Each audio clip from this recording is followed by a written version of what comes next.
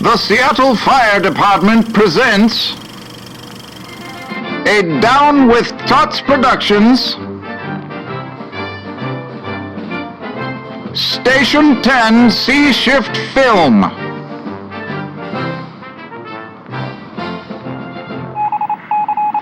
Hazardous Materials and Yo!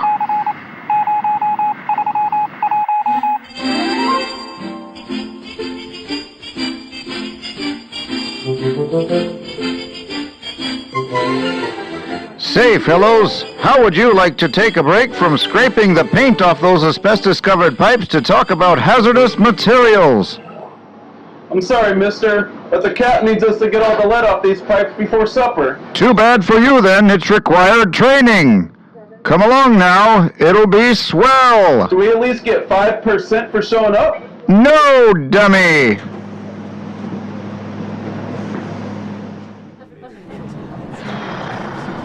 Okay, now who here can tell me the definition of a hazardous material? Ooh, I can. That's when we go on one of those really long, boring, and tedious responses. That is absolutely incorrect, Billy. I'll ask you to refrain from being a total idiot for the rest of this class.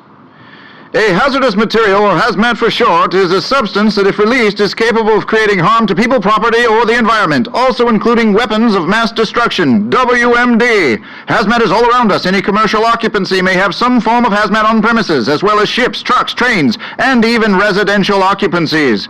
Fortunately for us, the NFPA and the DOT have come up with a marking system to help us identify HazMat, either in large stored quantities or while being transported. Not all HazMat will be well marked. Just like the fight against communism, you must stay vigilant and buy government bonds. Let's examine a standard HazMat response. First, there is a material that has escaped its container. Next, a concerned citizen alerts the dispatch center. Go ahead, caller. I am listening. Then the nearest unit is dispatched.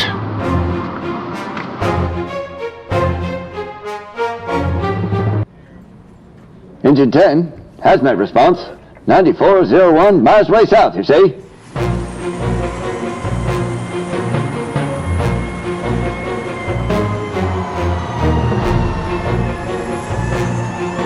As the forces of darkness and HazMat attempt to thwart our heroes, they can be a beacon of light in a bad situation with just a few simple steps. As you approach, use clues to help you before your arrival. The officer should be aware of the initial isolation zone. The tailboard should be consulting the ERG to provide the officer further information. Other tailboard members should be ready to make an emergency rescue if necessary. The driver should look to approach uphill and upwind from the incident and be aware of hydrant locations. Your size-up should not change much from any other size-up. What do you see? What kind of container? What kind of product? How many patients? Any exposures? Establish command and consider your resources.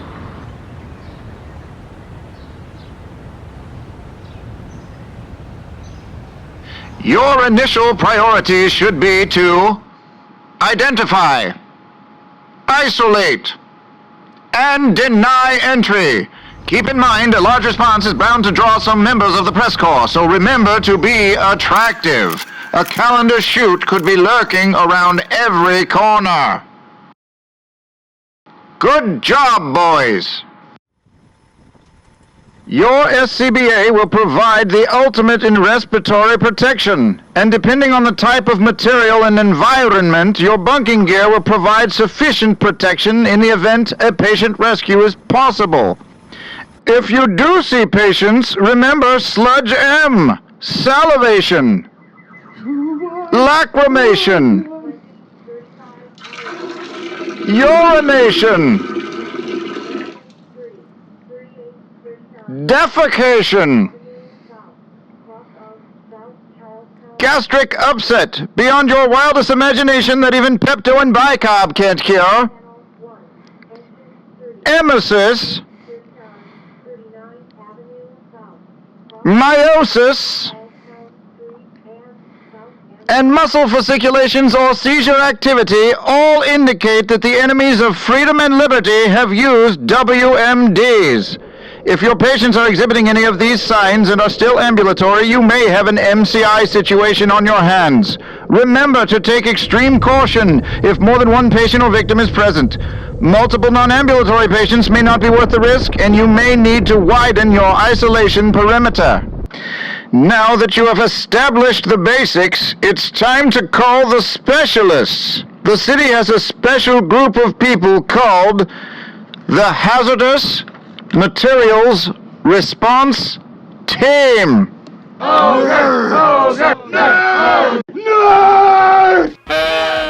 These nerds will come in their special Nerdmobile with nerd tools, nerd equipment, nerd protective gear. The nerds will help mitigate the exposure, measure the atmosphere, reduce the hot zone perimeter, and help arrange for cleanup. When in doubt, call the nerds. Remember, they're professionals. The nerds will come with everything they need, but remember, they require a large footprint. Undoubtedly, some chief will have ventured into the hot zone, so make sure they move. Let's take a look at this example of what not to do. This chief in a shirt that fit 5 years ago is choosing to violate every basic rule of HazMat. Don't be that guy. Ops crews, remember to direct him or her out of the hot zone appropriately. Now, heroes, your work here has only begun. Oh, come on. Remember, if you want this, and not this, pay attention. It may take some time for the nerds to get there, so be prepared. Lay a line for emergency decon. Find a responsible party. Collect the SDS sheet and other pertinent information. If the material is in a building, draw a layout plan. Establish arrival and departure corridors for incoming and outgoing units. Advise the nerds on best routes of access. And this is why you don't earn 5%. Now do you feel like you would be able to respond to a HazMat event with some semblance of a plan? Unbelievable. Simply unbelievable. Good luck with your admin time.